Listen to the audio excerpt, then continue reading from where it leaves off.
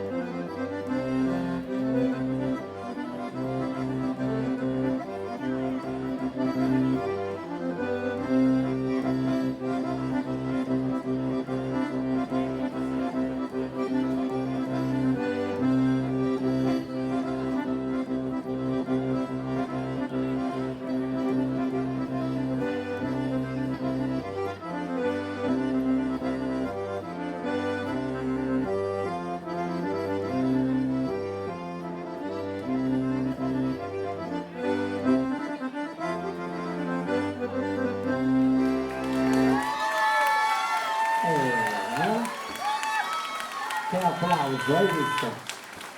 Sicuramente zio Peppino che ti ha dato bandigiere, questo per noi, Complimenti, complimenti.